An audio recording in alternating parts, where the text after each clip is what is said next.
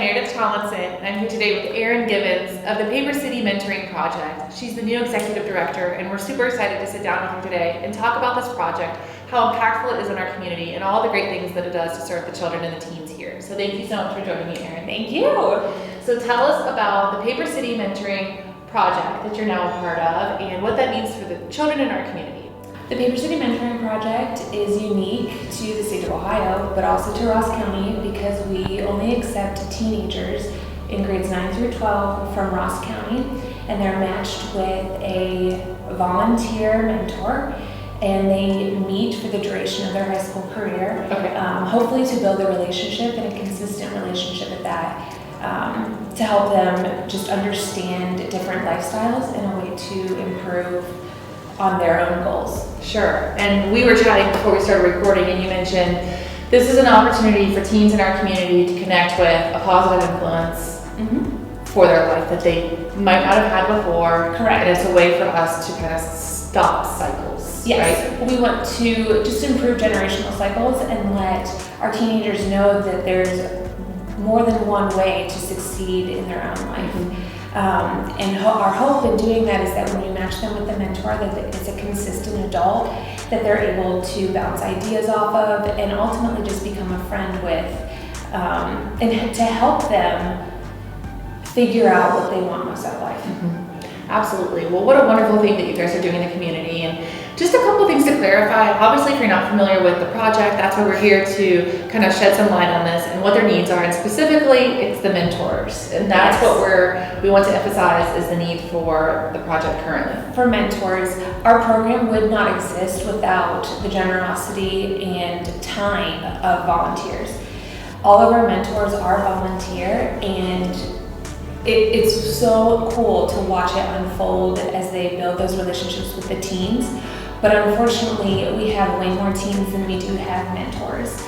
And there's no right or wrong way to be a mentor. Just the consistency is very important, and being that person for your teen. So we do require that there's a 2-year commitment within our mentoring process. You do have to fill out an application and complete a BCI background check. In doing that, we will start to match you with our teens, and hopefully that you can find out all of the wonderful things that these teens contribute to Ross County. Absolutely. And something that you mentioned was the commitment. And I think, again, we were talking about that earlier, and it makes total sense. Having that consistency in their life that they wouldn't have ever had before, let alone now, and to make sure that they have that, and so it's not something that they've experienced before. Correct. 2 years sounds incredibly daunting, but it's a process. Just like any of us building those relationships, it doesn't happen overnight. And there's a trust that we want between our mentors and our mentees. So there is a 2-year commitment, and within that, we ask that our mentors meet with their teens, hopefully at least 1 hour a week. There's always room for more of that. And we also have group activities throughout the year, about 7 of them, that the whole program gets together and they can do fun things within the community.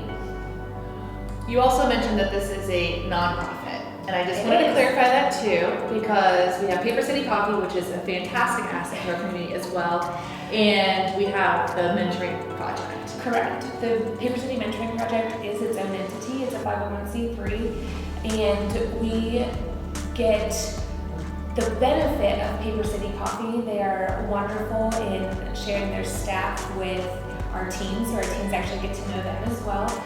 We get to use this space, and Paper City Coffee also allows our teens and their mentors a free drink while they are mentoring. So they are incredibly generous in that, but the Mentoring Project is its own entity as a 501c3. Sure. So if you're someone that's watching this and you might not be able to commit as a mentor, there's other ways that you can support the program too. Yes. All of our funding comes from grant funding and fundraising. So it's another one of those beautiful things that we watch unfold, that our program wouldn't exist without the volunteers and the generosity of Ross County, but also their donations. So in a world that's so crazy sometimes, I have to give myself a reality check that literally our program exists because of the goodness of others. We have opportunities for people to donate just as they see fit, but also through monthly donations. You can essentially sponsor one of our teams throughout the program.